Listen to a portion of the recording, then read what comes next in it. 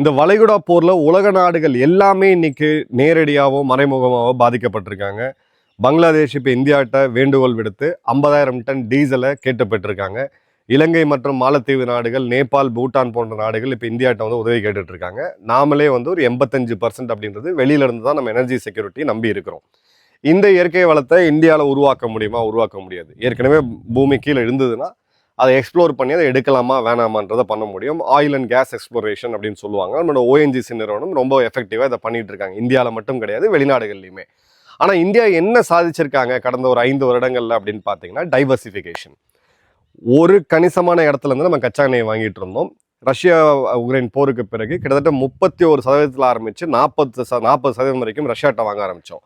So இப்போ நம்ம Russia, வளைகுடா நாடுகள், America, Venezuela, Nigeria, Canada, Australia, கிட்டத்தட்ட 10 நாடுகளுக்கு மேலே இன்னைக்கு நம்ம கச்சா எண்ணெய் மற்றும் நேஷனல் கேஸ் வாங்குறதுனால தான் இப்போ போர் சூழல்லையுமே உலகம் முழுக்க பெட்ரோல் டீசல் விலை உயரும் பொழுது, ஈவன் சைனாலே பெட்ரோல் டீசல் விலை உயர்ந்திருக்கு. இந்தியாவில் உயராததுக்கு காரணம் 2 விஷயம். நம்ம டைவர்சிஃபை பண்ணியிருக்கிறோம்.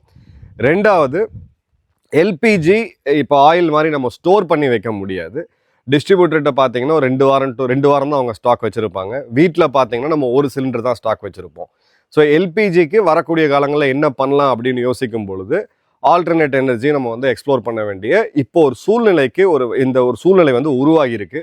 ஸோ எதை பற்றியும் கவலைப்பட வேண்டாம். இந்தியாவுடைய டைவர்சிஃபிகேஷன் ஸ்ட்ராட்டஜி மிகப்பெரிய லெவலில் இன்னைக்கு நமக்கு பயன் கொடுக்குது.